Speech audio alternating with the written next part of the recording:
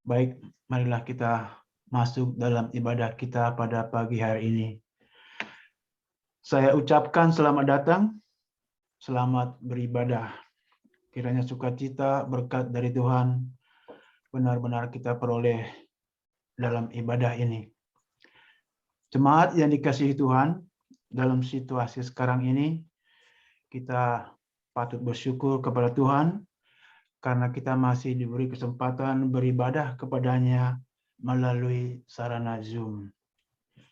Untuk membuka ibadah ini, mari sama-sama kita memuji Tuhan dari NKB nomor 3 ayat 1, 2, dan 3.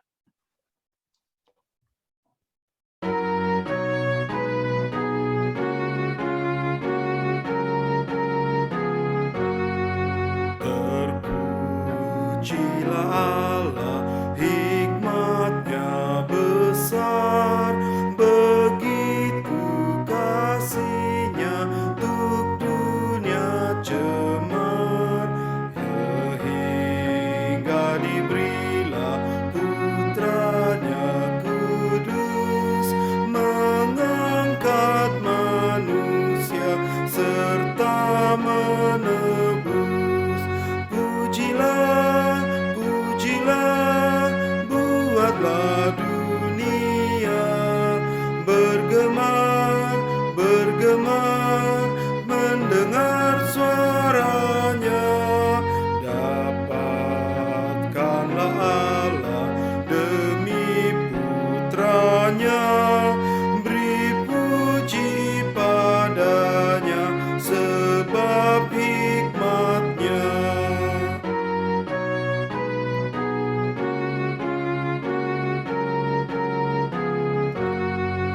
Dan darah anak-Nya lah yang menebus mereka yang yakinkan janji kudus.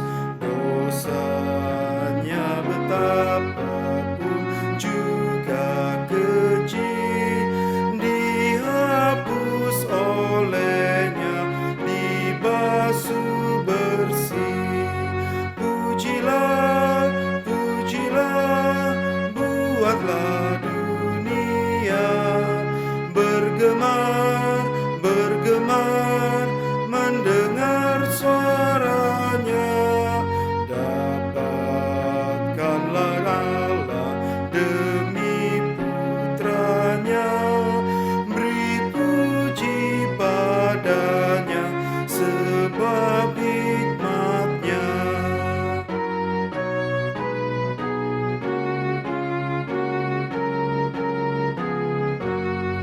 Tiada terukur besar hikmat-Nya, penuhlah hatiku sebab anak-Nya, dan amatlah kelak hati kita senang melihat Sang Kristus di sorga cerlang. Pujilah, pujilah, buatlah dunia bergemar, bergemar, mendengar suaranya. Dapatkanlah Allah demi Putranya, beri puji padanya sebab hikmat-Nya. Saudara-saudara yang dikasihi oleh Tuhan, kita datang menghadap hadirat Tuhan saat ini di dalam satu pengakuan bahwa pertolongan kita datangnya dari Tuhan.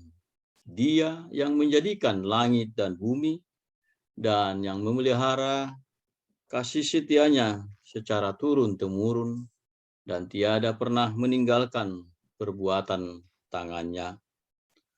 Turunlah kiranya atas diri saudara-saudara sekalian anugerah dari Tuhan kita Yesus Kristus, kasih setia dari Allah Bapa, dan persekutuan di dalam kuasa Roh Kudus-Nya. Amin. Kita sambut dengan Haleluya.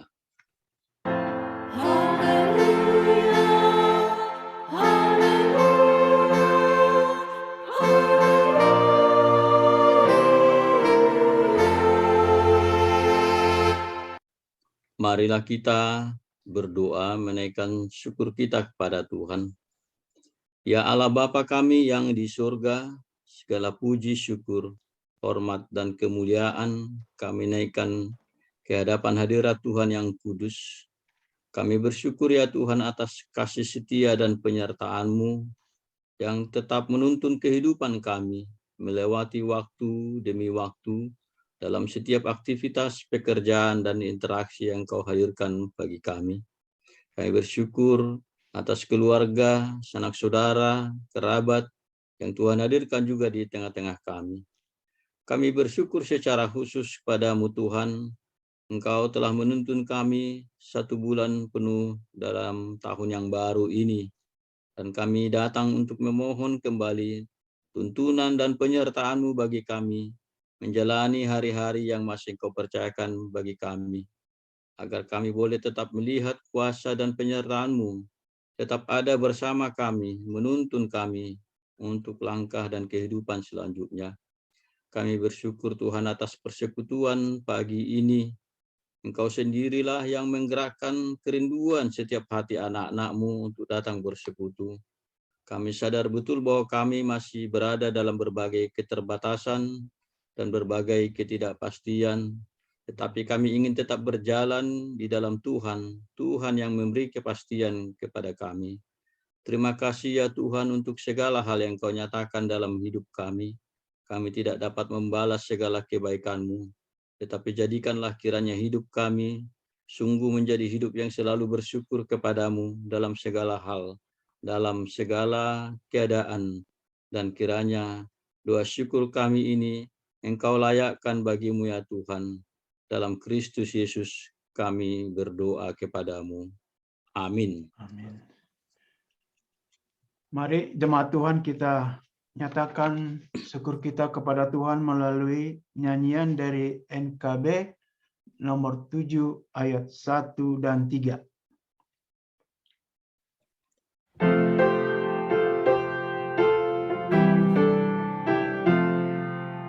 Nyanyikanlah nyanyian baru bagi Allah pencipta cakrawala, segala serafim kerubim pujilah Dia, besarkanlah namanya, bersorak-sorai bagi Rajamu, bersorak-sorai bagi Rajamu. Wahai langit yang mengatasi segala langit, mazmurkanlah Tuhanmu. Hai air di atas langit, turut memuji Tuhan, muliakan penciptamu, bersorak-sorai bagi Rajamu, bersorak-sorai bagi Rajamu. Bapak, Ibu, Saudara, mari kita bermazmur bagi Tuhan kita. Mari kita membuka Alkitab kita membaca kitab Mazmur pasal 71 ayat 1 sampai dengan 6. Mazmur 71, 1 sampai dengan 6. Doa minta perlindungan di masa tua. Padamu ya Tuhan aku berlindung, janganlah sekali-kali aku mendapat malu. Lepaskanlah aku dan luputkanlah aku oleh karena keadilan-Mu. Sendengkanlah telingamu kepadaku dan selamatkanlah aku. Jadilah bagiku gunung batu, tempat berteduh, kubu pertahanan untuk menyelamatkan aku. Sebab Engkaulah bukit batuku dan pertahananku. Ya Allahku, luputkanlah aku dari tangan orang fasik, dari cengkraman orang lalim dan kejam. Sebab Engkaulah harapanku, ya Tuhan. kepercayaanku sejak masa muda, ya Allah. Kepadamulah aku bertopang, mulai dari kandungan. Engkau telah mengeluarkan aku dari perut ibuku. Engkau yang selalu kupuji-puji. Demikian pembacaan kitab Mazmur. Jemaat Tuhan, dengarlah hukum Taurat yang diberikan kepada umatnya sebagai tuntutan hidup. Saya akan membaca dari kitab Matius pasal 7 ayat 12 sampai dengan 14 sebagai ayat pengganti. Matius 7 ayat 12 sampai dengan 14. Jalan yang benar. Segala sesuatu yang kamu kehendaki supaya orang perbuat kepadamu, perbuatlah demikian juga kepada mereka. Itulah isi seluruh hukum Taurat dan kitab para nabi. Masuklah melalui pintu yang sesak itu, karena lebarlah pintu dan luaslah jalan yang menuju kepada kebinasaan, dan banyak orang yang masuk melaluinya. Karena sesaklah pintu dan sempitlah jalan yang menuju kepada kehidupan, dan sedikit orang yang mendapatinya. Demikian hukum Taurat. Ibu Bapa dan saudara yang terkasih, marilah saat ini di dalam kerendahan hati, dengan menyadari segala kelemahan, dosa-dosa dan pelanggaran kita di hadapan Tuhan, bahkan terhadap sesama, kita berdoa, mengaku segala dosa, dan memohon pengampunan Tuhan. Mari kita berdoa. Ya Allah Bapa kami yang di surga, kami orang berdosa yang hina dan lemah ini datang ke hadapan hadirat-Mu yang kudus. Kami bersyukur Tuhan bahwa Engkau masih memberi kami kehidupan, walaupun sering sekali dalam hidup kami ini kami dituntun oleh keinginan dengan kehendak kami sendiri. Kami sering melanggar perintah Tuhan, kami sering menjauh dari Engkau, kami lebih sering melakukan dan menghabiskan waktu kehidupan kami untuk hal-hal yang menyenangkan bagi kami. Tidak selalu kami memohon petunjuk-Mu untuk setiap langkah dan aktivitas yang kami jalani. Kami bahkan sering sesat seperti domba. Ya Tuhan, saat ini Engkau memperdengarkan kepada kami firman-Mu bahwa apa yang kami lakukan terhadap sesama kami, apa yang kami lakukan terhadap orang lain, semua akan diukurkan kepada kami, dan bagaimana kami berbuat terhadap sesama kami, demikianlah juga mencerminkan bagaimana kami bersikap kepada Tuhan. Pemenuhan dari seluruh hukum Taurat-Mu adalah ketika kami mengasihi sesama kami dan mengasihi Engkau. Tetapi Engkau mengetahui sungguh ya Tuhan, apakah kami sungguh-sungguh mengasihi Tuhan dan sesama, atau kami hanya mengasihi diri kami sendiri. Ya Tuhan, kami datang ke hadapan hadirat-Mu, memohon atas segala kelemahan dan dosa-dosa kami. Ampunilah kami ya Tuhan. Tunjukkanlah jalan kebenaran-Mu bagi kami, lewat seluruh apa yang Kau percayakan bagi kami, di dalam pekerjaan, di dalam interaksi, di dalam setiap hal ya Tuhan. Ampuni dosa kami ya Tuhan, dan ingatkanlah kami selalu akan pengorbanan Kristus, Kristus yang telah mati bagi kami, untuk menebus kami dari tuntutan hukum maut dan kematian. Biarlah kiranya darah Kristus yang telah tercurah untuk menebus kami akan terus termateraikan bagi kami. Dan di dalam kuasa Roh-Mu menuntun kami kepada kehendak-Mu. Ya Tuhan, baharuilah hati kami, baharui pikiran kami, segala rancangan-rancangan kami seturut dengan kehendak-Mu. Baharui juga relasi kami dengan sesama kami. agar kami sungguh-sungguh mengasihi, memahami, menolong, mengampuni sebagaimana firman-Mu. Terima kasih ya Tuhan, kalau pada saat ini kami Engkau izinkan boleh datang kepadamu, memohon kepadamu, dan kami yakin sungguh di dalam kasih dan rahmat-Mu yang besar, Engkau akan mengampuni dosa-dosa dan pelanggaran kami. Dalam Kristus Yesus, kami memohon kepadamu. Amin. Saudara yang dikasihi oleh Kristus, di dalam iman percayamu, yakinilah dengan sungguh bahwa dosa-dosamu akan diampuninya di dalam nama Allah Bapa, Anak, dan Roh Kudus. Amin. Kita sambut berita anugerah tadi dengan memuji Tuhan dari Kidung Jemaat nomor 149 ayat 1 dan 2.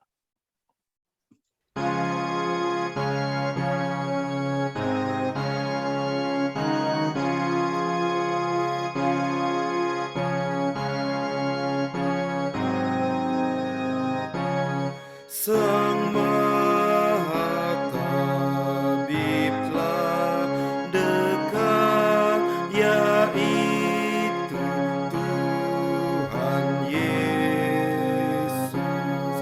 Wahai yang sakit dan penat, dengarlah suara Yesus. Baik di dunia yang fana, baik di sorga yang bakal, yang terindah selamanya, nama Tuhan Yesus.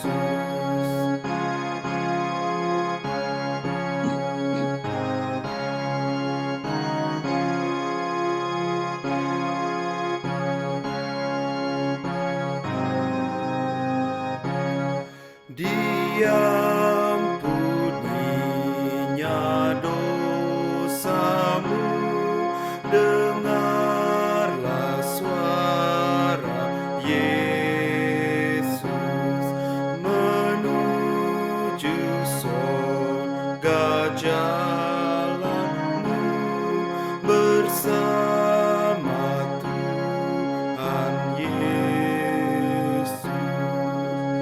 Baik di dunia yang fana, baik di sorga yang bakal, yang terindah selamanya, nama Tuhan Yesus.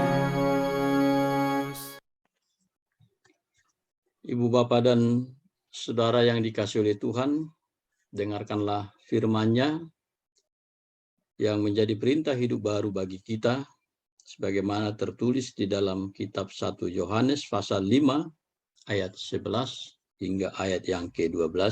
Demikian dikatakan, dan inilah kesaksian itu, Allah telah mengaruniakan hidup yang kekal kepada kita, dan hidup itu ada di dalam Anak-Nya. Barang siapa memiliki Anak, ia memiliki hidup. Barang siapa tidak memiliki Anak, ia tidak memiliki hidup. Demikianlah perintah hidup baru bagi kita. Marilah Bapak Ibu Saudara, kita nyatakan janji kita untuk melaksanakan perintah hidup baru tadi dengan memuji Tuhan dari Kidung Jemaat 344 ayat 1 dan 2.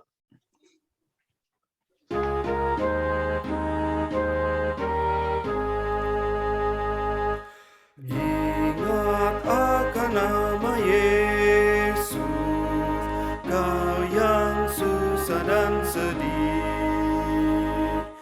Nama itu menghiburmu, kemana saja kau pergi. Indahlah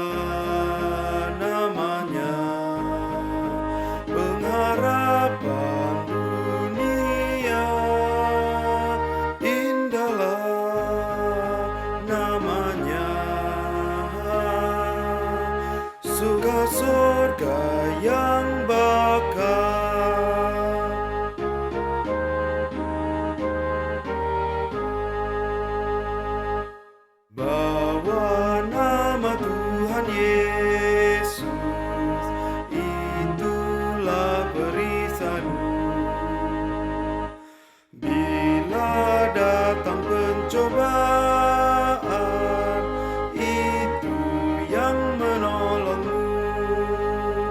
Indahlah namanya, pengharapan dunia. Indahlah namanya, suka surga yang bakal. Bapak, Ibu, Saudara, berikut ini kita mengikuti pembacaan Alkitab yang akan dibacakan oleh dua orang jemaat. Pembacaan pertama dari kitab Yeremia pasal 1 ayat 4 sampai dengan 10, dan pembacaan yang kedua dari 1 Korintus 13 ayat 1 sampai dengan 13.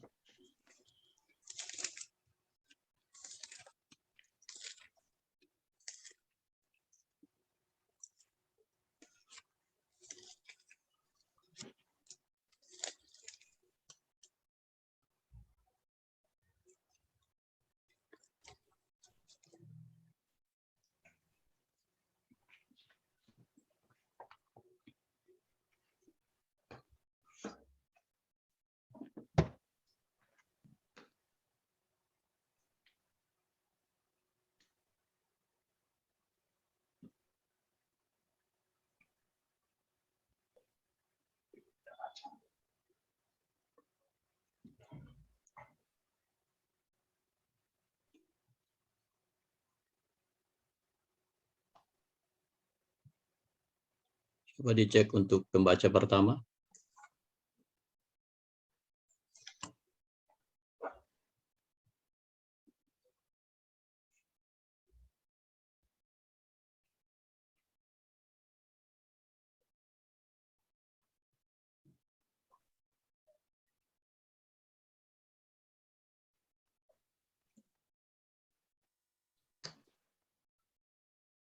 Mungkin Pak Jules saya akan baca, Bu Marce kesulitan dengan suara, dengan voice.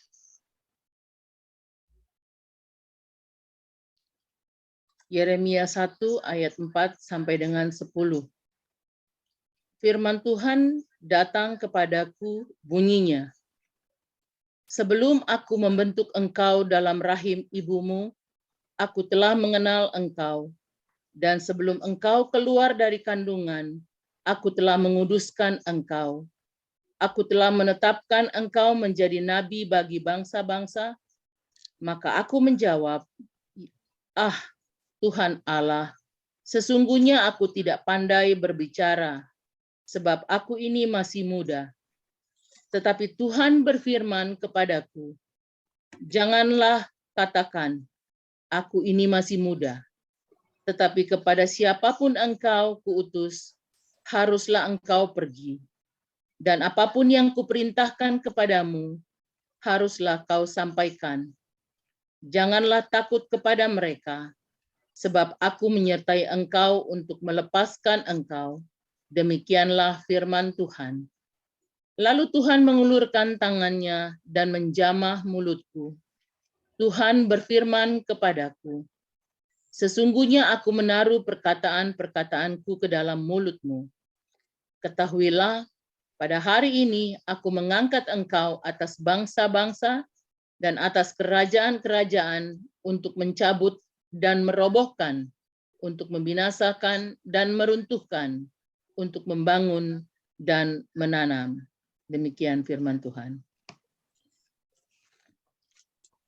Pembacaan yang kedua dari 1 Korintus 13 ayat 1 sampai dengan 13 dengan perikop kasih. Sekalipun aku dapat berkata-kata dengan semua bahasa manusia dan bahasa malaikat, tetapi jika aku tidak mempunyai kasih, aku sama dengan gong yang berkumandang dan canang yang gemerincing. Sekalipun aku mempunyai karunia untuk bernubuat dan aku mengetahui segala rahasia dan memiliki seluruh pengetahuan, dan sekalipun aku memiliki iman yang sempurna untuk memindahkan gunung, tetapi jika aku tidak mempunyai kasih, aku sama sekali tidak berguna. Dan sekalipun aku membagi-bagikan segala sesuatu yang ada padaku, bahkan menyerahkan tubuhku untuk dibakar, tetapi jika aku tidak mempunyai kasih, sedikit pun tidak ada faedahnya bagiku. Kasih itu sabar, kasih itu murah hati, ia tidak cemburu, ia tidak memegahkan diri dan tidak sombong. Ia tidak melakukan yang tidak sopan dan tidak mencari keuntungan diri sendiri. Ia tidak pemarah dan tidak menyimpan kesalahan orang lain. Ia tidak bersukacita karena ketidakadilan, tetapi karena kebenaran. Ia menutupi segala sesuatu, percaya segala sesuatu, mengharapkan segala sesuatu, sabar menanggung segala sesuatu. Kasih tidak berkesudahan, nubuat akan berakhir, bahasa roh akan berhenti, pengetahuan akan lenyap. Sebab pengetahuan kita tidak lengkap dan nubuat kita tidak sempurna. Tetapi jika yang sempurna tiba, maka yang tidak sempurna itu akan lenyap. Ketika aku kanak-kanak, aku berkata-kata seperti kanak-kanak. Aku merasa seperti kanak-kanak. Aku berpikir seperti kanak-kanak.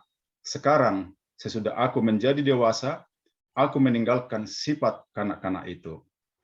Karena sekarang, kita melihat dalam cermin suatu gambaran yang samar-samar. Tetapi nanti kita akan melihat muka dengan muka. Sekarang aku hanya mengenal dengan tidak sempurna. Tetapi nanti aku akan mengenal dengan sempurna seperti aku sendiri dikenal. Demikianlah tinggal ketiga hal ini, yaitu iman, pengharapan, dan kasih. Dan yang paling besar diantaranya ialah kasih. Demikian firman Tuhan buat kita pada pagi ini. Yang berbahagia ialah mereka yang telah mendengar firman Tuhan, tinggal di dalam dirinya, dan melaksanakannya dalam kehidupannya hari lepas hari. Amin.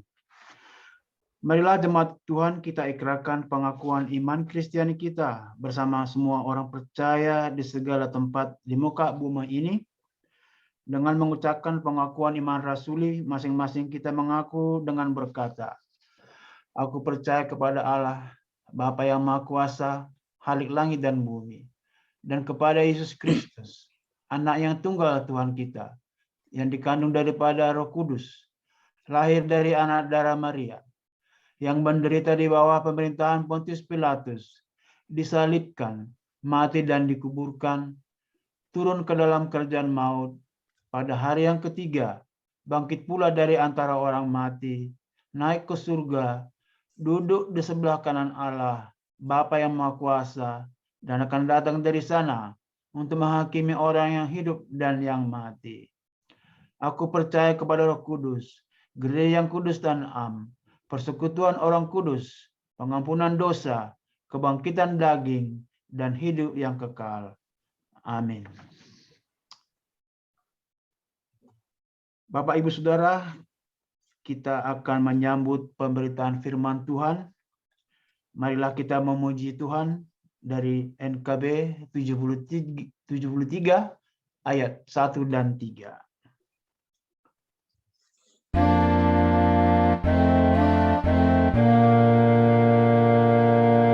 Kasih Tuhanku lembut, padanya ku berteluh, dan ku dambakan penuh kasih besar.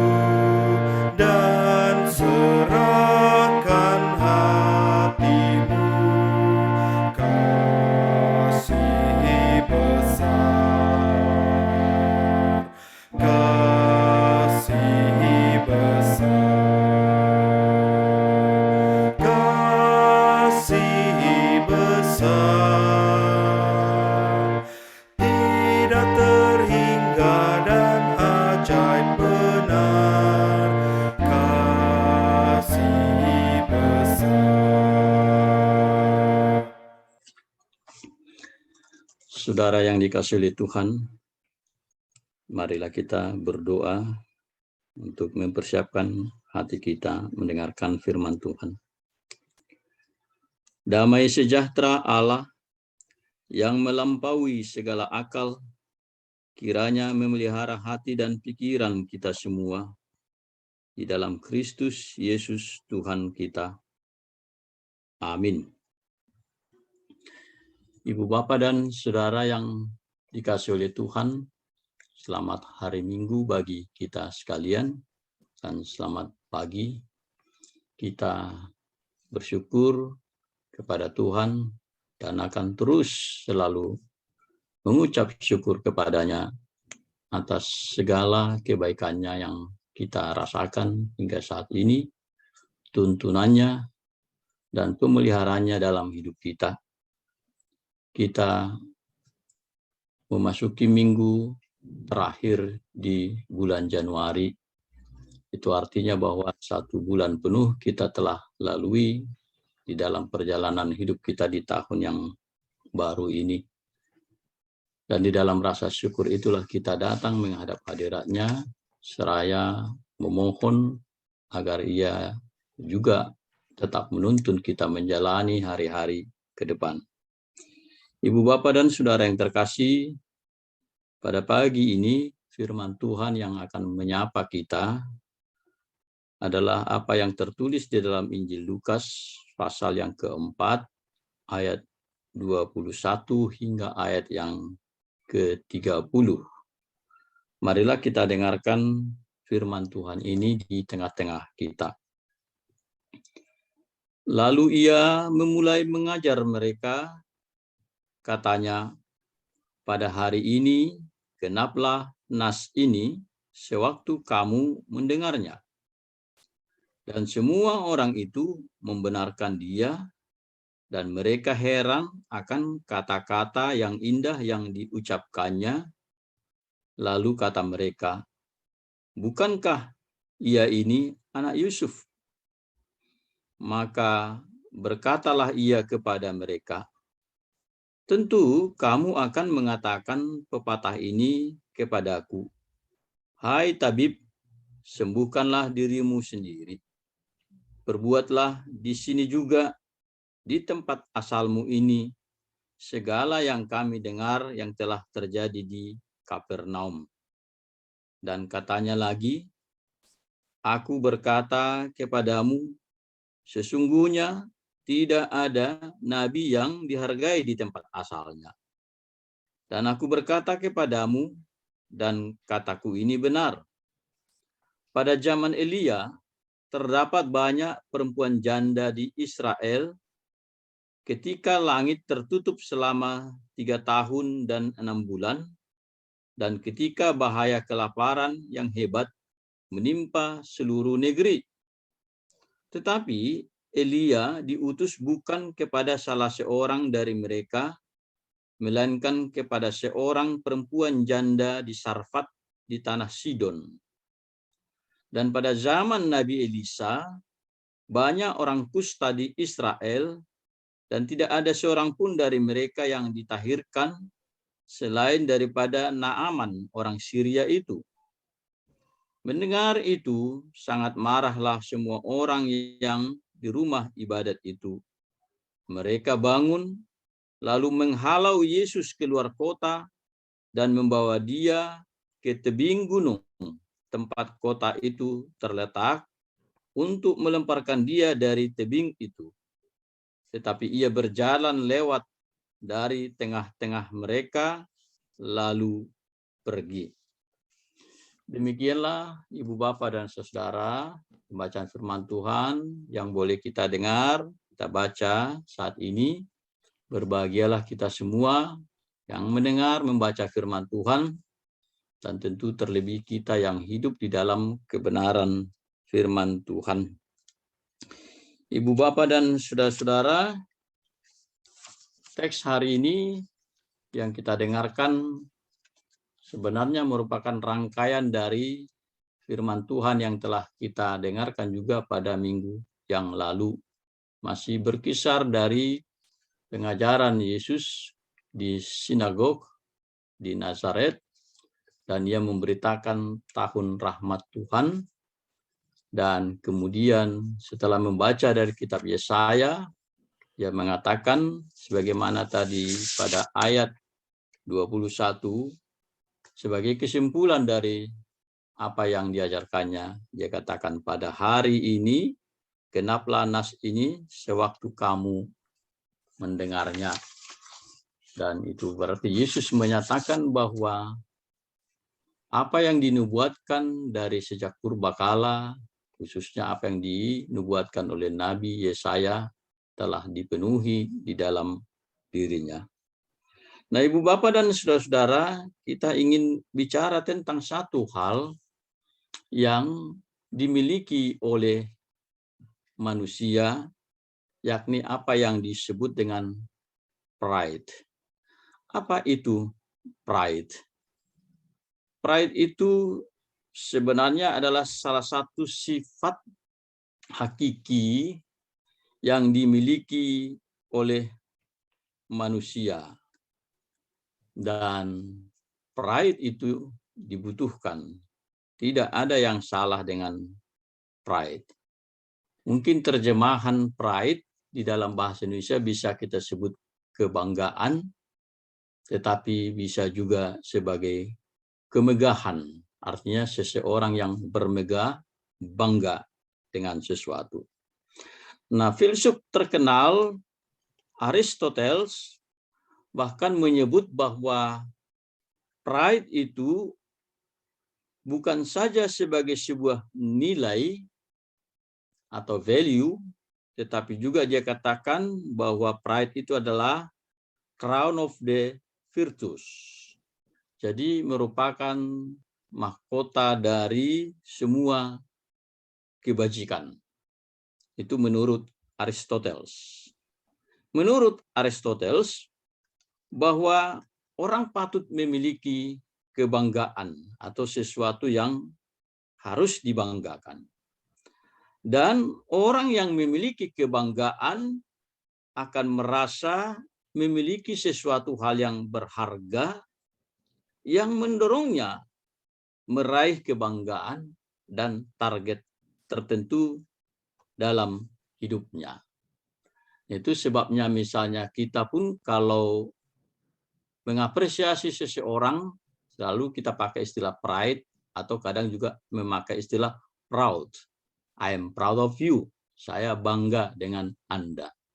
Jadi setiap orang semestinya memang memiliki pride di dalam hidupnya. Lalu menurut Aristoteles juga selanjutnya, bahwa kebanggaan itu dapat menumbuhkan apa yang disebut dengan self-motivation. Dan secara psikologis, bahwa pride ini mengalahkan ketakutan atau juga rasa minder dalam diri manusia dan meneguhkan feeling seseorang. Nah, jadi sejauh itu tidak ada yang salah dengan pride. Malah setiap orang memiliki dan membutuhkannya. Tetapi pride, Ibu Bapak dan Saudara, sesungguhnya menjadi nilai kebajikan selama ia dikelola dengan baik, dan itu merupakan sesuatu yang rahasia di dalam diri seseorang.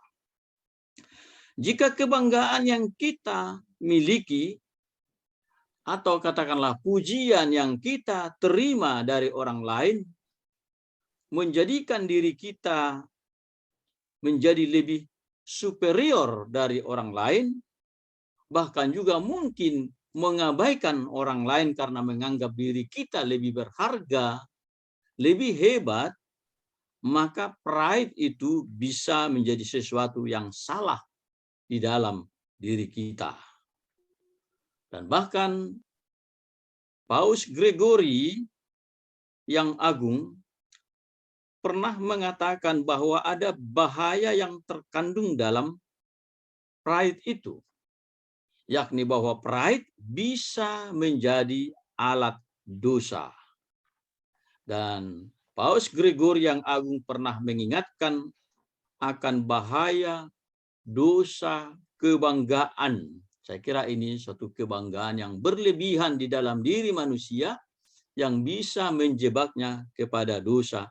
Bahkan pride ini digolongkan sebagai salah satu dari 7 dosa utama. Nah, Ibu Bapak dan Saudara-saudara, apa yang ingin kita kaitkan dengan pride ini, kaitannya dengan teks yang kita baca, kita dengarkan hari ini. Saya katakan tadi di awal bahwa teks hari ini merupakan lanjutan dari perikop atau firman Tuhan yang kita dengarkan minggu yang lalu. Yakni ketika Yesus membacakan dari kitab Nabi Yesaya di sinagog di Nazaret tentang tahun rahmat Tuhan. Dan ia menyimpulkan pengajarannya berkata kepada mereka yang mendengarkan, pada hari ini genaplah nas ini sewaktu kamu mendengarnya. Nah, ada berbagai reaksi yang muncul, Ibu Bapak dan Saudara-saudara, dari para pendengarnya. Dan secara umum disimpulkan sebagai reaksi yang takjub. Dan pada ayat 22 dikatakan, dan semua orang itu membenarkan dia, dan mereka heran akan kata-kata yang indah yang diucapkannya. Lalu kata mereka, bukankah ia ini anak Yusuf? Nah, di sini kita melihat ungkapan dan reaksi mereka itu sesungguhnya campur aduk. Campur aduk antara kekaguman, ketakjuban, dan membenarkan apa yang dikatakan oleh Yesus. Tetapi sekaligus juga dibarengi oleh keheranan dan ketidakyakinan. Karena mereka mengenal siapa sesungguhnya yang berbicara di hadapan mereka, yakni Yesus, anak Yusuf, kawan sekampung mereka. Artinya anak dari kampung di mana Yesus ada pada saat itu, dari Nazaret. Nah, kalau kita perhatikan kemudian apa yang dikatakan Yesus selanjutnya, dan ini akan membuka pemahaman kita tentang apa yang ada di benak orang banyak itu.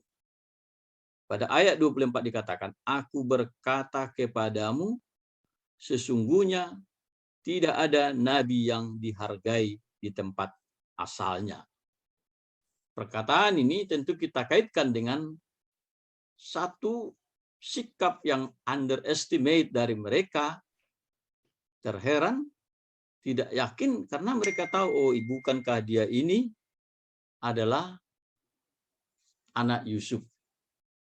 Ya, dalam catatan lain kita tahu ya mereka mengenal Yusuf itu sebagai tukang kayu.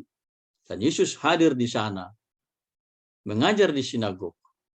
Dan bagi mereka sebagian takjub tetapi sebagian meragukan dan mengatakan, bukankah dia ini anak Yusuf. Lalu inilah yang dikatakan oleh Yesus tadi, aku berkata kepadamu, sesungguhnya tidak ada nabi yang dihargai di tempat asalnya. Tetapi apa yang dikemukakan oleh Yesus ini sebenarnya juga mengulang kembali, mereview kembali apa peristiwa yang pernah terjadi juga di tengah-tengah umat Israel. Nah, itu sebabnya di sini disinggung setidaknya ada 2 nabi atau tokoh yang terkenal pada zaman lalu yang juga ternyata ditolak di Israel. Apa yang dikemukakan Yesus tentang peristiwa di zaman Elia? Itu satu hal, ya.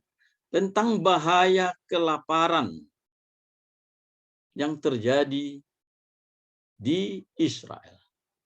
Tetapi Elia justru diutus ke daerah lain, kepada seorang janda di Sarfat.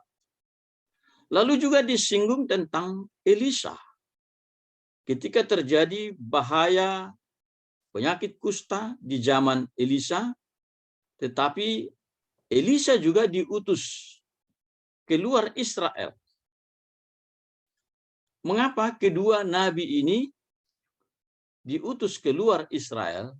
Tentu kalau kita baca kisah Elia dan Elisa, ada banyak peristiwa di sana di mana tokoh ini atau nabi ini tidak berterima di kalangan umat Israel. Sehingga mereka akhirnya diutus keluar Israel.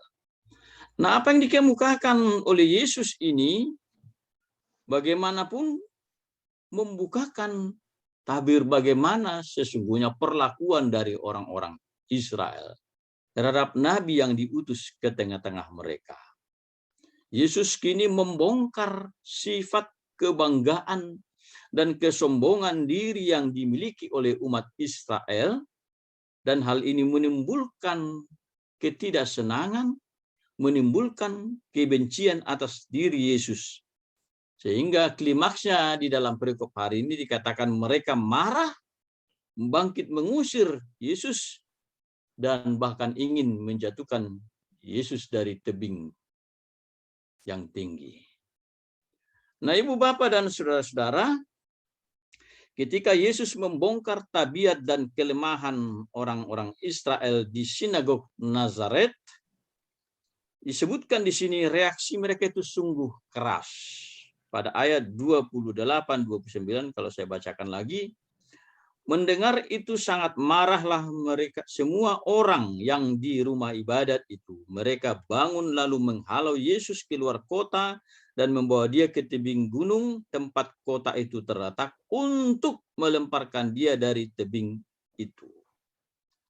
Ibu Bapak dan saudara-saudara, bisakah kita bayangkan bahwa suasana tempat ibadah atau sinagog di mana orang memuji Tuhan, di mana orang mendengarkan firman-Nya dan menghubungkan dirinya dengan Sang Ilahi, kini tiba-tiba berubah menjadi tempat kemarahan dan perlakuan yang kasar. Sekali lagi kita disadarkan untuk memahami secara kritis bahwa tempat ibadah pun ternyata bisa jadi atau ada kalanya dijadikan oleh manusia untuk melegitimasi pride yang dimilikinya. Orang beragama itu sesungguhnya penuh dengan pride yang kadangkala dibungkus dalam ritual dan seremoni agama. Dan kalau hal ini tidak dikelola dengan baik, maka yang dihasilkannya bukanlah kerendahan hati sebagai orang yang datang ke hadapan Allah atau orang berdosa di hadapan Allah, melainkan kebanggaan sebagai orang yang beragama, orang yang saleh, dan ini bisa menjadi kesombongan secara rohani. Jadi ini bisa terjadi di tempat ibadat sebagaimana terjadi di sinagog. Orang-orang yang ada di sana, terlebih umat Israel itu, mereka merasa membanggakan diri sebagai umat pilihan Allah. Oleh karenanya tidak ada seorang pun yang boleh merendahkan mereka, membongkar kelemahan-kelemahan mereka. Sekali waktu kelemahan orang beragama dikritik, maka mereka bisa tersinggung dan kemarahanlah yang muncul ke permukaan, bukan pertobatan, bukan kerendahan hati di hadapan Allah.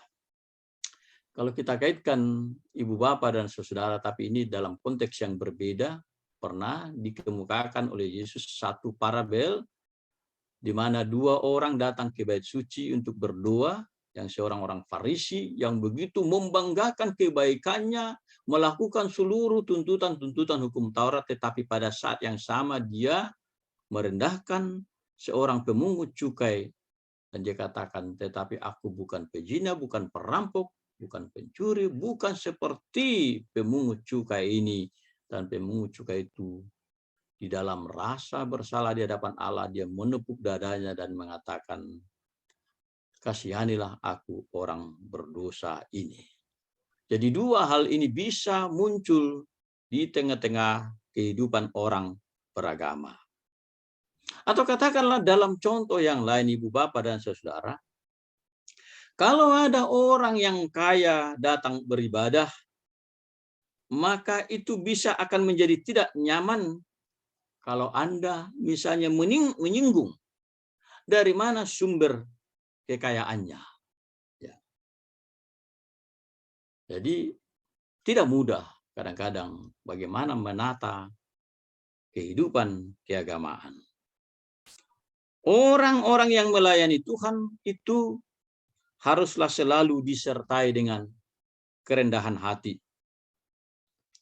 Sebab bila tidak, maka pelayanan pun dapat menjadi jebakan atas diri seseorang untuk memegahkan diri dan jatuh pada kesombongan dan kekerasan hati. Sulit menerima kritik dan cenderung merasa benar sendiri. Nah, ini bisa satu sifat yang terbangun dalam diri orang beragama. Dan ini juga kita boleh katakan sebagai pride dalam diri orang beragama. Ibu Bapak dan Saudara yang terkasih, satu paradigma yang baru dari ajaran yang dibawa oleh Yesus, dan ini menjadi nilai kekristenan yang sangat relevan bagi kita, yakni kerendahan hati. Dan ini kebalikan dari pride. Dalam beberapa kali kesempatan, Yesus selalu menekankan pentingnya untuk merendahkan hati atau merendahkan diri di dalam kehidupan ini, di hadapan Allah pun di hadapan sesama. Dalam Lukas 14 ayat 11 misalnya dikatakan, sebab barang siapa meninggikan diri, ia akan direndahkan. Dan barang siapa merendahkan diri, ia akan ditinggikan. Paulus sendiri menunjuk kepada sosok Yesus Kristus dalam misi yang dilakukannya, yakni Yesus yang meninggalkan tahta kemuliaannya dan merendahkan dirinya. Di dalam Filipi 2 ayat 6 sampai 8 dikatakan, yang walaupun dalam rupa Allah tidak menganggap kesetaraan dengan Allah itu sebagai milik yang harus dipertahankan, melainkan telah mengosongkan dirinya sendiri dan mengambil rupa seorang hamba dan menjadi sama dengan manusia. Dan dalam keadaan sebagai manusia, ia telah merendahkan dirinya dan taat sampai mati, bahkan sampai mati di kayu salib. Dan ini adalah apa yang dilakukan oleh Yesus. Kerendahan hati, sekali lagi Ibu Bapak dan Saudara, adalah kebalikan dari pride. Pride yang dapat menjebak manusia dalam kesombongan diri dan kejatuhan ke dalam dosa. Itu tadi yang saya sampaikan di awal, bahwa Paus Gregory Agung pun mengatakan bahwa pride itu adalah salah satu dari 7 dosa utama. Nah, kita lihat misalnya kalau mau menarik ke belakang, bahwa dosa pertama atau dosa dari manusia pertama, yakni Adam dan Hawa, juga tidak terlepas dari persoalan pride, yakni kesombongan untuk ingin menjadi sama dengan Allah. Di dalam Kejadian 3 ayat 4 sampai 5 dikatakan, tetapi ular itu berkata kepada perempuan itu, maksudnya Hawa, sekali-kali kamu tidak akan mati, tetapi Allah mengetahui bahwa pada waktu kamu memakannya, matamu akan terbuka, dan kamu akan menjadi seperti Allah, tahu tentang yang baik dan yang jahat. Nah, ini tawaran pertama yang menyebabkan kejatuhan manusia ke dalam dosa, di mana iblis lewat penampakan ular itu menawarkan kepada manusia pride untuk menjadi sama seperti Allah, tahu tentang yang baik dan yang jahat. Tetapi kalau kita bandingkan misalnya dengan apa yang disampaikan oleh Paulus tadi di dalam Filipi 2:6-8 tentang Yesus, Yesus justru meninggalkan tahta kemuliaannya. Dan andai kata setiap orang menyadari bahwa Yesus meninggalkan kemuliaannya dan mati untuk menebus dirinya yang hina dan berdosa, maka mungkin tidak akan ada orang yang sanggup menyombongkan diri dengan apa yang ia raih kini dalam hidupnya. Kalau kita misalnya telah meraih berbagai hal dalam hidup kita, diizinkan oleh Tuhan untuk menjadi seperti keadaan sekarang, dan kalau kita menyadari bahwa diri kita juga adalah orang berdosa di hadapan Allah, maka tidak ada sesungguhnya yang patut kita banggakan atau kita sombongkan dalam hidup kita. Namun Ibu Bapak dan Saudara, keinginan untuk menjadi seperti Allah itu adalah godaan untuk berkuasa, untuk meraih kemuliaan dan kehormatan hingga kini masih terus ada di dalam diri manusia. Dan ini juga ditawarkan oleh dunia kepada manusia.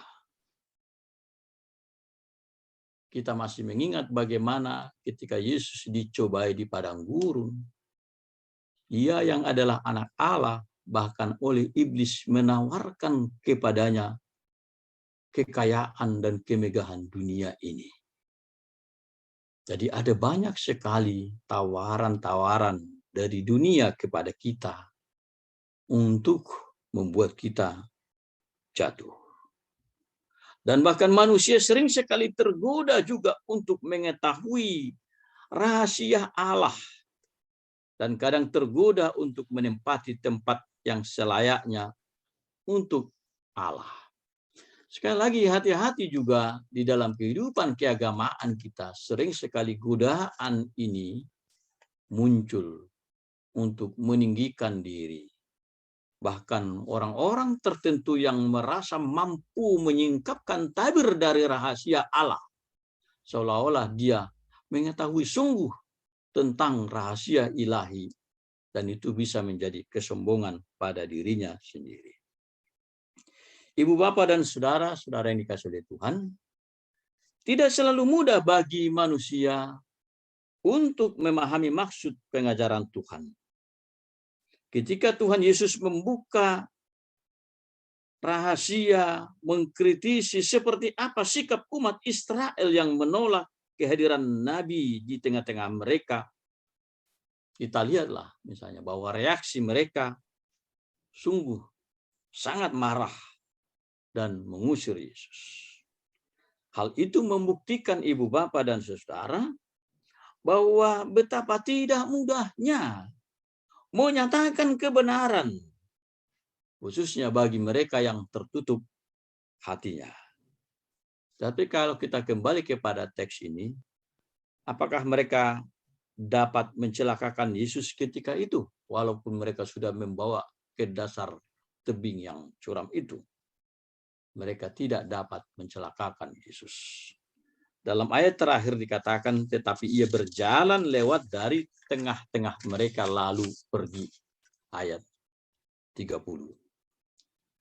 Nah, gambaran sifat dan karakter orang Nazaret dan perlakuan yang mereka tunjukkan atas diri Yesus itu selalu terdapat pada diri orang-orang yang memiliki pride dan dalam keseharian sering ditunjukkan oleh orang-orang yang mengeraskan hati.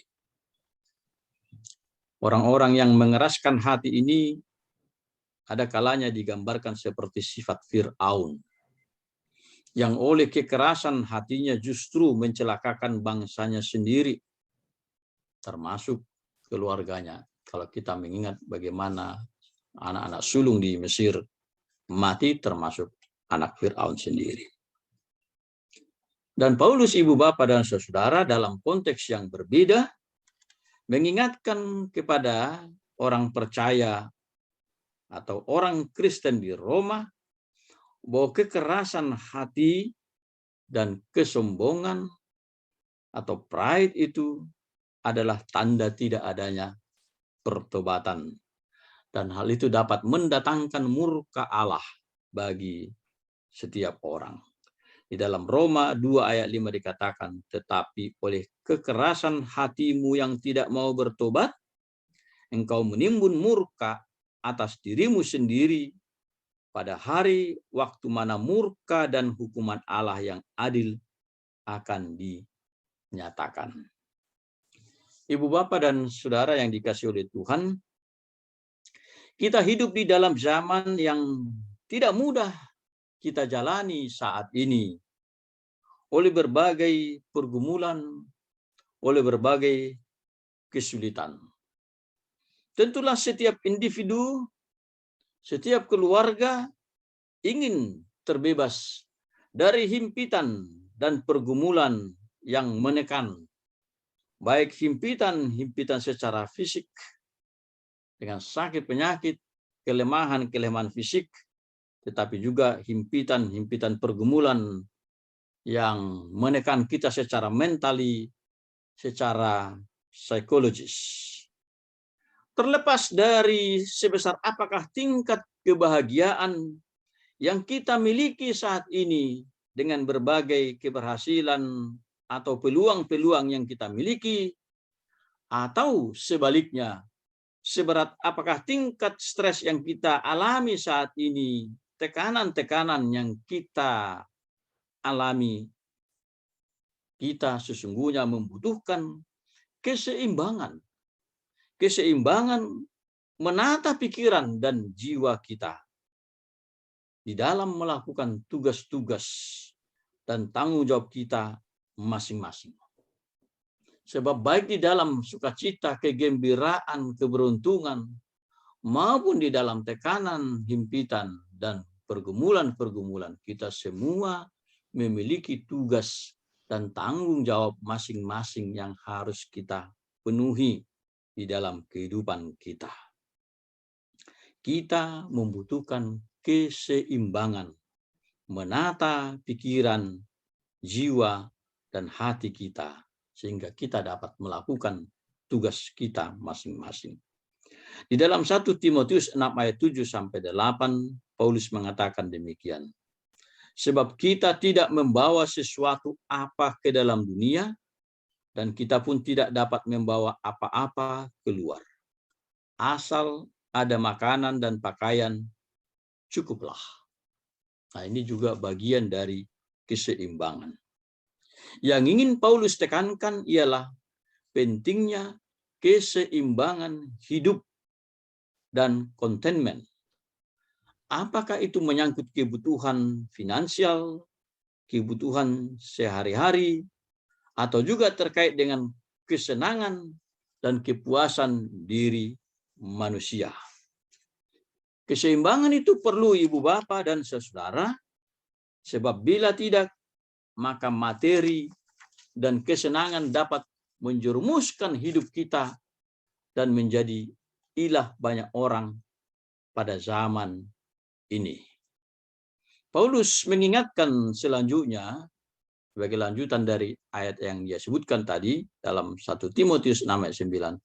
Tetapi mereka yang ingin kaya terjatuh ke dalam pencobaan, ke dalam jerat, dan ke dalam berbagai nafsu yang hampa dan yang mencelakakan, yang menenggelamkan manusia ke dalam keruntuhan dan kebinasaan.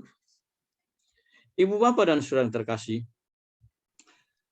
persoalan-persoalan di dalam hidup yang kita jalani, kita hadapi saat ini, seyogianya menyadarkan kita juga akan keterbatasan kita sebagai manusia. Kita sungguh makhluk yang terbatas. Walaupun memang di dalam pikiran dan kehendak kita sering sekali banyak yang tidak terbatas. Ingin menjangkau berbagai hal, ingin meraih berbagai hal. Tetapi kita sesungguhnya makhluk yang terbatas dan ringkih. Sakit penyakit mengingatkan kita akan kondisi kita yang vulnerable, yang rapuh, yang ringkih. Bahwa kita ini rapuh dan terbatas. Dan kita juga semestinya disadarkan juga ibu bapak dan saudara, bahwa kita ini walaupun dengan banyak keinginan, tetapi kita bukanlah pemilik hidup. Dan kita tidak dapat mengontrol segala sesuatu atas peristiwa dalam hidup kita. Kita tidak dapat mengontrol hal-hal yang terjadi dalam kehidupan ini. Bahkan tentang diri dan hidup kita sendiri. Hari ini ibu bapak dan saudara, seakan tak terasa kita telah sedang menjalani 1 bulan dari tahun baru yang kita jalani di tahun 2022 ini. Banyak hal yang tidak dapat kita prediksi oleh kondisi yang berubah-ubah, termasuk apa yang selalu kita pergumulkan, selalu kita perbincangkan, kondisi dunia yang masih dilanda oleh COVID-19 dengan berbagai varian yang muncul. Satu sisi kita seakan dikuatkan, dihiburkan bahwa COVID akan berakhir. Ada varian baru tetapi tidak sekuat atau sekeras dari yang sebelumnya. Tetapi kita juga bisa diliputi kekhawatiran juga munculnya varian-varian yang baru juga. Tetapi apa yang paling penting bagi kita ibu bapak dan saudara adalah bahwa kita ingin tetap di dalam tuntunan Tuhan. Melangkah ke depan. Sambil kita terus membangun semangat dan optimisme. Meyakini bahwa Tuhan akan selalu memelihara hidup kita. Maka di dalam kesadaran akan pemeliharaan Tuhan itu, kita perlu terus mengasah dan mempertajam kepedulian dengan sesama, membangun ikatan persaudaraan dan solidaritas. Kemanusiaan kita hanya akan terasa dan berarti ketika kita peduli dengan orang lain. Hari ini dan ke minggu depan, kita juga dihimbau untuk boleh menunjukkan satu bentuk kepedulian terhadap saudara-saudara kita yang di Tonga. Mungkin satu sisi kita lebih beruntung dari mereka.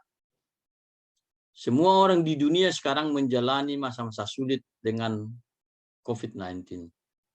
Tetapi ada orang yang di samping mengalami kesulitan seperti itu masih mengalami juga bencana, disaster, yang menekan hidup, meluluh lantakkan berbagai hal, bahkan mungkin sebagian besar kehilangan harapan-harapan untuk melanjutkan hidup. Kita sebagai orang-orang yang bersyukur bahwa Tuhan masih memelihara hidup kita, perlulah membangun solidaritas. Sebab hanya dengan membangun solidaritas jugalah kita memiliki arti di dalam hidup.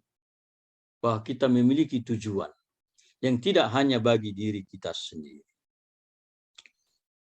Saya ingin mengangkat satu bagian lain dari satu petikan lagu. Ini agak berbeda sedikit. Ada sebuah petikan lagu yang dinyanyikan oleh penyanyi Bimbo. Saya kurang tahu apakah setiap kita pernah mendengar ini. Generasi muda mungkin tidak terlalu familiar dengan Bimbo. Tetapi orang-orang yang sudah senior mungkin pernah mendengar. penyanyi bimbo ini cukup terkenal di Indonesia di tahun 80-an, menyanyikan banyak lagu. Salah satu dari lagu yang pernah mereka nyanyikan adalah bermata tapi tak melihat, bertelinga tapi tak mendengar, bermulut tapi tak menyapa, berhati tapi tak merasa. Lagu ini mengungkapkan sikap manusia yang kehilangan rasa kemanusiaannya.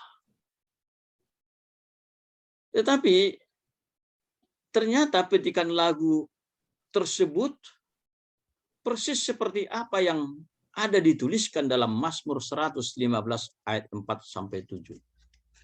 Sekedar catatan, bimbo ini bukan orang Kristen. Ya, mereka tidak penganut Kristen maksud saya, tetapi tak kenapa mereka menyanyikan, menciptakan lagu yang kutipannya ada dari Mazmur 115 ayat 4-7. Dan di dalam Mazmur ini menunjuk kepada manusia yang mengabaikan Allah dan menyembah patung buatan tangan manusia sendiri. Kalau saya boleh bacakan, isinya dikatakan dalam Mazmur 115 4-7, berhala-berhala mereka adalah perak dan emas, buatan tangan manusia, mempunyai mulut tetapi tidak dapat berkata-kata, mempunyai mata tetapi tidak dapat melihat, mempunyai telinga tetapi tidak dapat mendengar, mempunyai hidung tetapi tidak dapat mencium, mempunyai tangan tetapi tidak dapat meraba-raba, mempunyai kaki tetapi tidak dapat berjalan, dan tidak dapat memberi suara dengan kerongkongannya. Nah, ini sebenarnya adalah kritik terhadap manusia yang menciptakan berhala bagi diri sendiri. Mereka create seperti patung, bermata, punya hidung, punya telinga, tetapi tidak dapat melihat, tidak dapat meraba, tidak dapat mendengar, tidak dapat mencium apapun.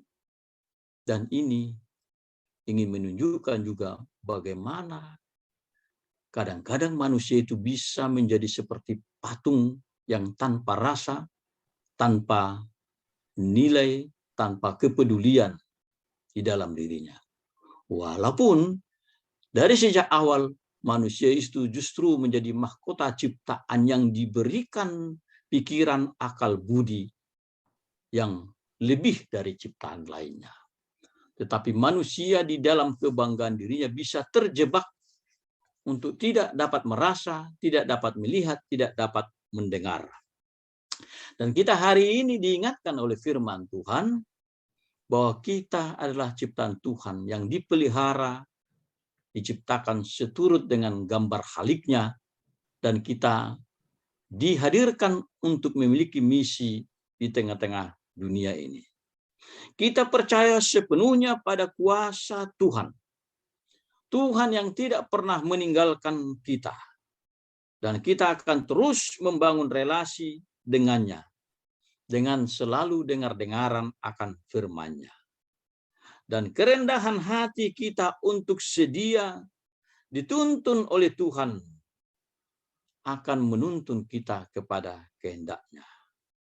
Dan sebagai penutup, penulis kitab Ibrani mengatakan seperti ini dalam Ibrani 3 ayat 15. Pada hari ini, jika kamu mendengarkan suaranya, janganlah keraskan hatimu seperti dalam kegeraman. Tuhan memberkati kita.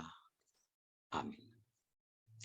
Bapa dalam surga, kami bersyukur boleh sejenak dengar-dengaran akan firman-Mu. Biarlah kuasa firman Tuhan akan terus kami hidupi, dan bentuklah kami untuk seturut dengan karakter Kristus yang merendahkan diri, dan jauhkan dari kami segala bentuk kesombongan dan kebanggaan diri yang bisa menjebak kami, menjauhkan kami dari Tuhan. Dan kiranya kuasa-Mu akan terus menuntun kami, sehingga kami akan memahami rencana-Mu dalam kehidupan kami. Kami akan boleh digerakkan oleh keinginan menolong, memiliki solidaritas untuk sesama, bermisi bagi orang lain. Karena Tuhan memang menciptakan kami untuk maksud dan rancangan-Mu di tengah-tengah dunia ini. Terima kasih Tuhan, dalam Kristus Yesus kami berdoa. Amin. Bapak Ibu Saudara, warta untuk kita pada siang hari ini. Yang pertama dari seksi ibadah. Ibadah pada hari Minggu tanggal 6 Februari minggu depan masih tetap memakai aplikasi Zoom dimulai jam 10 pagi. Dan pada tanggal 13 kita akan direncanakan akan mulai ibadah di gereja.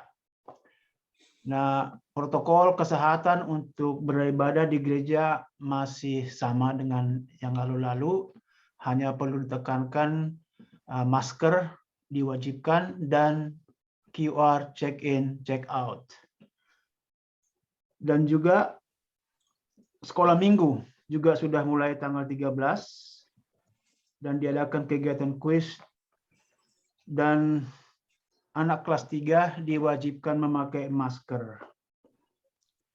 Kemudian seksi pengajaran, PA umum dan doa kembali diadakan pada hari Jumat tanggal 4 Februari dengan menggunakan Zoom mulai jam 8 malam.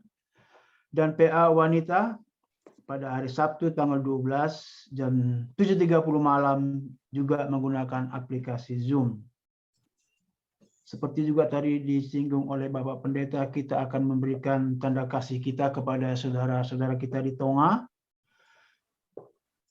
Bisa dikirimkan ke rekening bank GKIA dengan mencantumkan nama Tonga.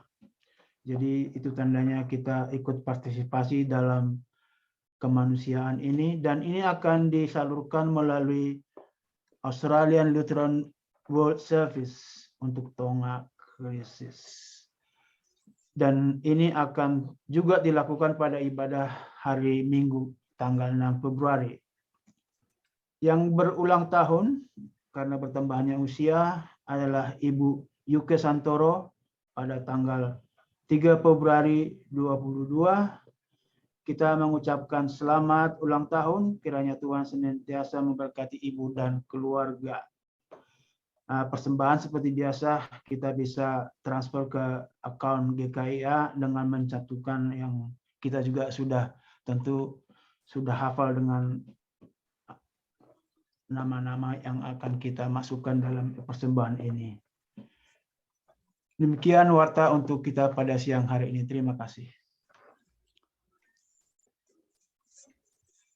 Ibu, Bapak, dan saudara yang terkasih, hanya untuk mengulang kembali menekankan bahwa minggu depan kita masih ibadah lewat aplikasi Zoom dengan jam tayang pagi atau jam 10 pagi. Dan ini sekaligus juga untuk menyampaikan kepada seluruh jemaat, mungkin ada yang sedikit inconvenience dengan perubahan-perubahan ini, tetapi ini semua kita lakukan dalam kebutuhan bersama. Ada pertanyaan memang di WA menyangkut perubahan jadwal, kenapa pagi? Memang di awal beberapa waktu yang lalu kita sudah melakukan pagi, dan ini cukup menolong untuk juga rekan-rekan yang ada di tim yang menyiapkan juga ibadah ini secara online dalam bentuk YouTube. Mereka bisa sedikit punya waktu untuk mengerjakan apa yang patut dikerjakan, sehingga teman-teman kita yang tidak punya kesempatan beribadah bersama lewat aplikasi Zoom seperti ini bisa akan menyaksikan atau mengikutinya lewat YouTube. Tentu kita tidak bisa menjangkau semua kebutuhan, tetapi kita selalu tetap memikirkan apa yang terbaik bagi kita semua. Itu saja sedikit penjelasan bagi kita. Marilah saat ini Ibu, Bapak, dan Saudara kita berdoa kepada Tuhan dalam beberapa permohonan dan syafaat kita kepada Tuhan. Kita berdoa. Ya Allah Bapa kami yang di surga, kami datang kembali ke hadapan hadirat-Mu dalam ucapan syukur dan terima kasih. Kami boleh merasakan kehadiran Tuhan, menyertai menuntun kami dalam ibadah lewat aplikasi Zoom ini, dan Tuhan memberkati semua perangkat yang kami gunakan. Tetapi terutama Tuhan juga mengikat hati kami kepadamu. Biarlah kiranya firman Tuhan akan terus menjadi pegangan dalam kehidupan kami untuk menjalani hidup yang Tuhan berikan bagi kami. Firman-Mu akan menjadi kekuatan bagi kami di tengah-tengah berbagai ketidakpastian dan perubahan-perubahan yang terjadi, di tengah-tengah kesulitan dan pergumulan. Yakinkan kami ya Tuhan, untuk semakin percaya sungguh bahwa Tuhan tetap menyertai dan tidak pernah meninggalkan kami, menopang kami dalam berbagai keadaan, di dalam pergumulan, di dalam kesulitan, pun di dalam sukacita dan keberuntungan, bahkan juga untuk menerima berkat-berkat Tuhan yang akan terus menunjukkan bahwa Tuhan peduli dan masih merancang masa depan bagi kami di dalam pemeliharaan-Mu. Kami bersyukur untuk beberapa hal yang Tuhan nyatakan bagi kami pribadi maupun keluarga. Berkat-berkat Tuhan, baik secara materi pun jasmani. Berkat-berkat rohani juga, dan segala hal yang tidak dapat diukur dengan nilai materi. Kami bersyukur bersama mereka yang Engkau tambahkan usia dalam perjalanan hidup mereka. Berkatilah mereka yang berulang tahun ya Tuhan. Tambahkan kesehatan, hikmat, dan sukacita, serta peluang-peluang dan harapan-harapan yang baik lewat pekerjaan dan apa yang mereka lakukan sebagai tanggung jawab dalam kehidupan mereka. Berkati kehidupan pribadi dan keluarga. Berkati setiap orang yang menopang mereka.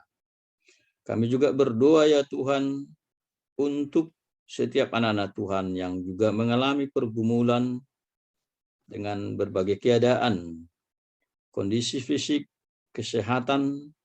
Tuhanlah kiranya yang tetap memberikan pemulihan, semangat, dan juga penyembuhan-penyembuhan. Engkau semakin kuatkan iman percaya, bersandar pada belas kasih-Mu, dan tetap mengimani bahwa Tuhan tidak pernah meninggalkan mereka dalam keadaan sulit apapun. Berkati juga mereka yang bergumul dengan berbagai keadaan sulit dalam pekerjaan maupun dalam mencari nafkah hidup sehari-hari. Sejauh ini kami tetap terpelihara oleh Tuhan.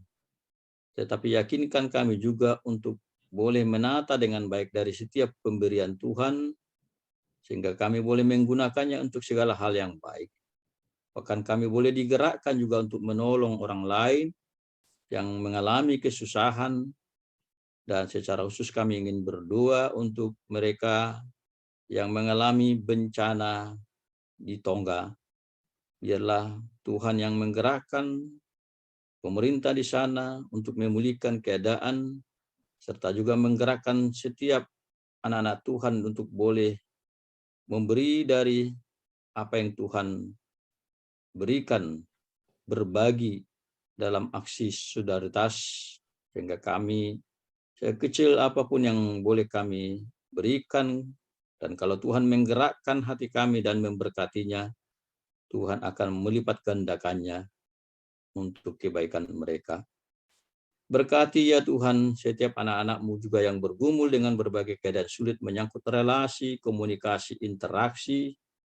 Biarlah setiap kami Tuhan pakai menjadi alat damai-Mu.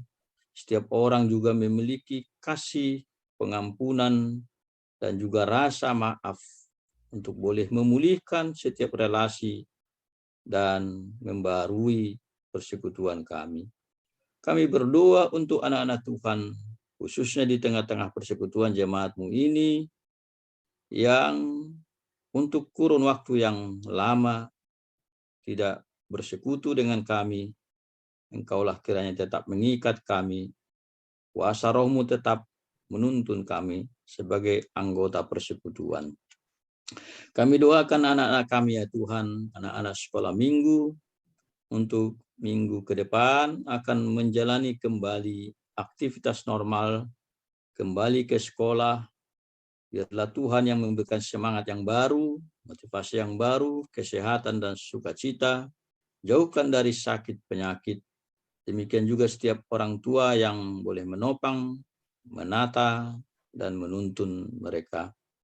Kami berdoa untuk anak-anak Tuhan, para orang tua, para elderly, yang Engkau beri usia lanjut, usia berkat.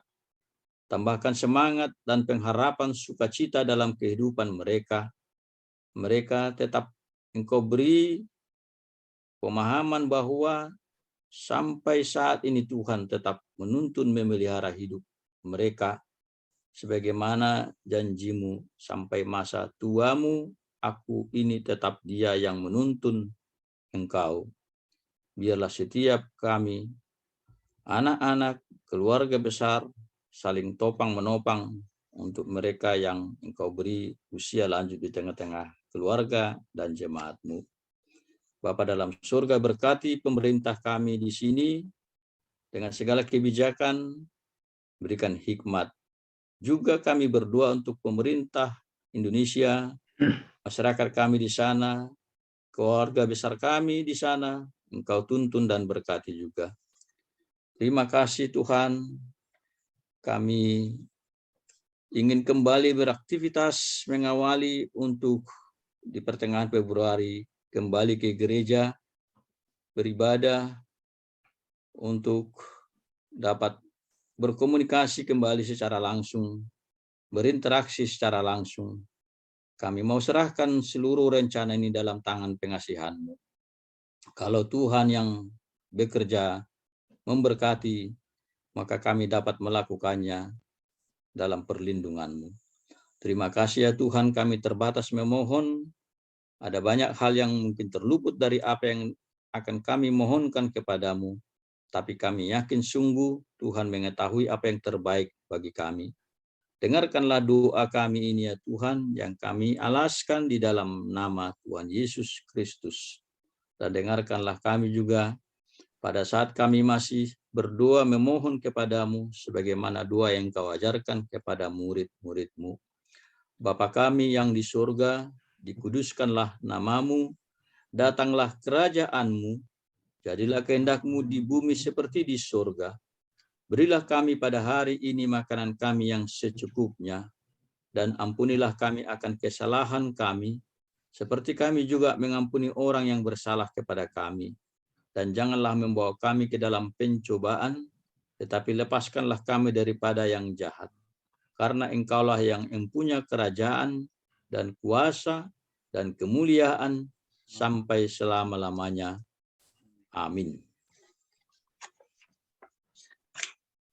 Ibu Bapak dan Saudara yang terkasih, saatnya kita akan mengakhiri ibadah ini. Marilah kita memuji Tuhan dari Kidung Jemaat 392 bait pertama dan ketiga.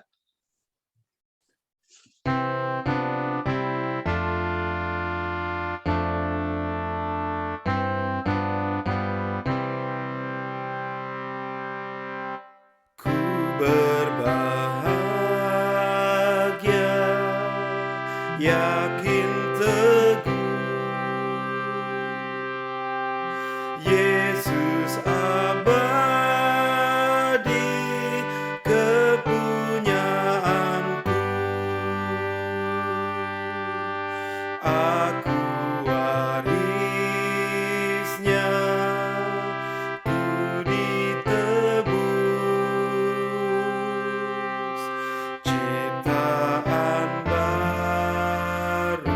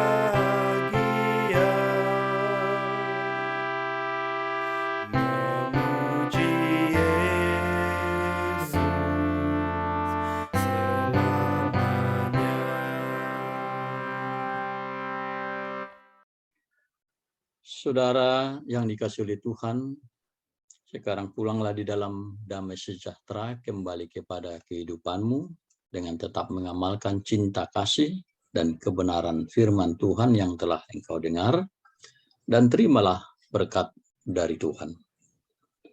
Tuhan memberkati dan melindungi engkau. Tuhan menyinarkan wajah-Nya kepadamu dan memberikan engkau kasih karunia.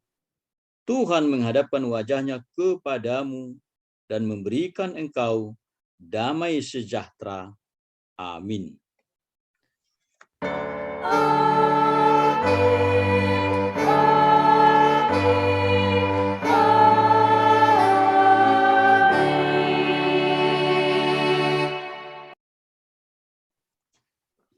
Selamat hari Minggu bagi kita sekalian, Ibu, Bapak, dan Saudara. Tuhan Yesus menyertai kita.